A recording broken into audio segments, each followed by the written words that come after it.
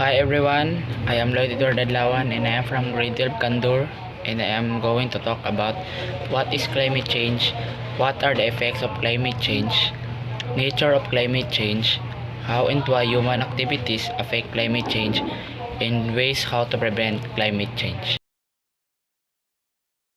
It refers to a long-term shift in temperature and weather patterns. First, more frequent and intense drought. Second, storm, heat, and waves. Third, melting glaciers. Fourth, warming oceans.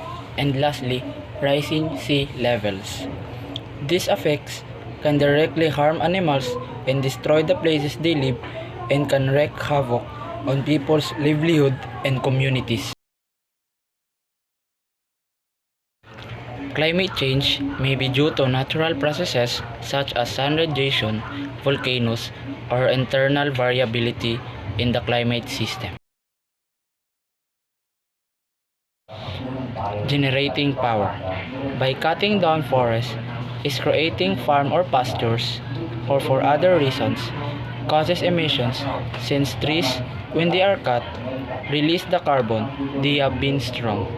Forests can absorb carbon dioxide, destroying them also limits nature's ability to keep emission out of atmosphere.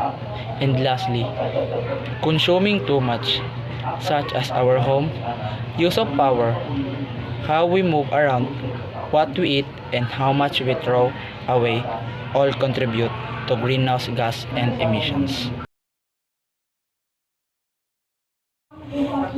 Save energy, lower your heating and cooling, wash your laundry with cold water instead of using washing machine. Walk, cycle, or take public transport. Walking or riding a bike instead of driving will reduce greenhouse gas emissions, and it can also help your health and fitness. Eat more vegetables, eat fruits, whole grains, legumes, nuts, and seeds. Less meat and dairy can significantly lower environmental impact. Producing plant-based foods generally result in fewer greenhouse gas emissions, requires less energy, land, and water. Time is running out. The amount of carbon dioxide in the atmosphere now is 50% higher than it was in 1900.